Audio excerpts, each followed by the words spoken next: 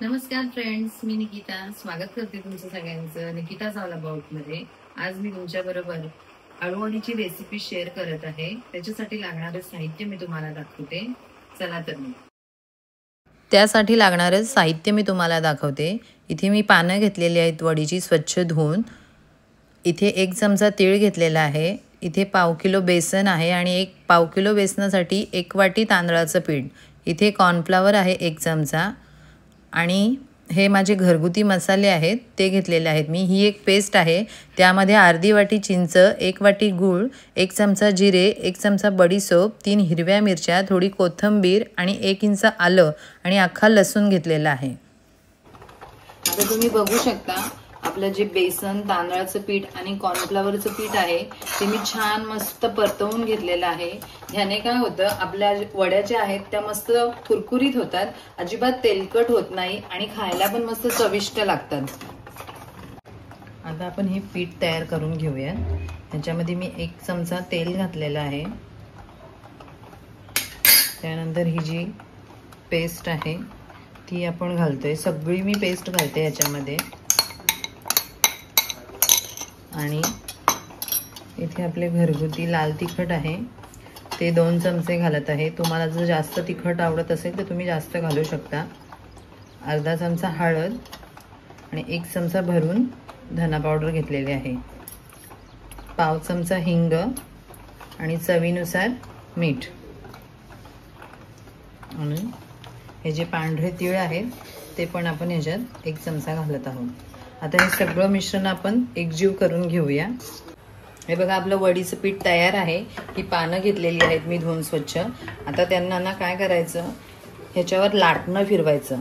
ह्या ज्या शिरा आहेत त्या खूप कडक असतात, त्याच्यामुळे जे आपले रोल आहेत ते तेलात सुटतात, म्हणून ह्या शिरा ज्या आहेत त्या अशा प्रकारे त्याच्यावरती जर लाटणं फिरवलं तर ते छान रोल वळला जातो। म्हणून एकदा त्या पानांवरती लाटणं फिरवून घ्या। आता तुम्ही बघू शकता हे पान अगदी लवचिक झालेलं आहे आणि सहज आपण त्याचा रोलही करू शकतो। आता आपण ह्या पानाला पीठ लावून घेऊया। आता ह्याच्यामध्ये काय करायचं, खूप जाडही नाही लावायचं आणि खूप पातळही नाही लावायचं। अगदी एक तुम्हाला दिसेल ह्या ज्या शिरा आहेत त्याच्यावरती पीठ येते अशी एक लेयर आपण कव्हर करून घ्यायची आणि पूर्ण पानाला आपण कव्हर करून घेतोय। जर कुठे जागा दिसली तर तिथे आपण पीठ लावून घ्यायचं, पूर्णपणे पीठ लावून घ्यायचे पानाला। आता काय करायचंय, बहुतेक वेळा आपण काय करतो, हे पानं जर अशी लावली तर हा पुढचा पान आपण असा लावतो, तर असा न लावता त्याच लेवलनी सरळ असाच लावायचा आहे। त्याच्याने काय होतं, आपला जो वडीचा रोल आहे तो एकसारखा होतो आणि मध्ये सैल सुद्धा होत नाही आणि तळताना ती वडी अगदी परफेक्ट होते। एका वडीच्या रोलसाठी 4 पानांचा थर लावलेला आहे। आता आपण वडीचा रोल करायला घेऊया। छान असं प्रेस करून घ्या दोन्ही साइडून आणि आता हे आपण ह्याच्यावरती फोल्ड करून घेऊया। हे बघा, आता जर आपण उलटी पानं लावली असती तर 2-3 टोक इकडे आले असते, म्हणून असं न करता अशीच पानं लावायची। आता आपण हा जितका घट्ट होईल तितका आपण हा घट्ट वळून घ्यायचा आहे।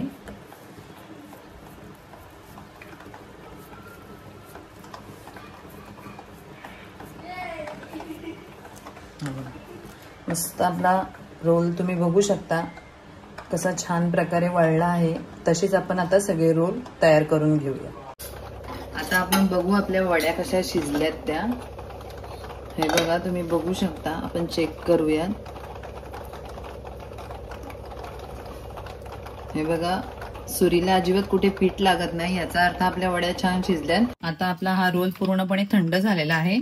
आता मी याच्या तुम्हाला वड्या कट करून दाखवते।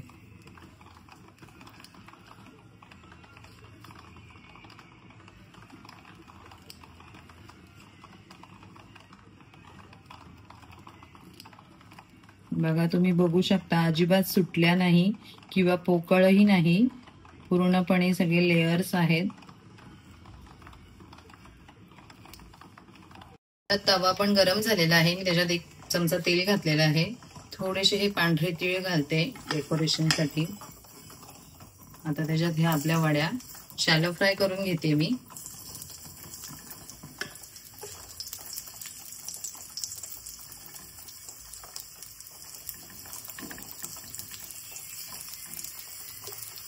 अशा पद्धतीने छान मस्त आपण त्यांना शॅलो फ्राय करून घेऊया. आता हे आपण पलटी करून घेऊया. खूप कमी तेलामध्ये खूप छान क्रंची होतात. बघू शकता तुम्ही. हे बघा आपल्या वड्या छान तळून झालेल्या आहेत. मी तुम्हाला त्यांचे क्रिस्पीनेस पण दाखवते. छान अशा क्रिस्पी झालेल्या आहेत.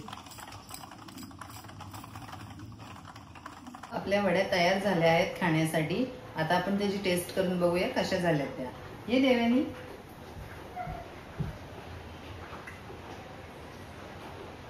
खूप मस्त झालेले आहेत. अशाच नवनवीन व्हिडिओ पाहण्यासाठी आपल्या चॅनलला लाईक करा, शेअर करा आणि सबस्क्राईब करा. थँक्यू.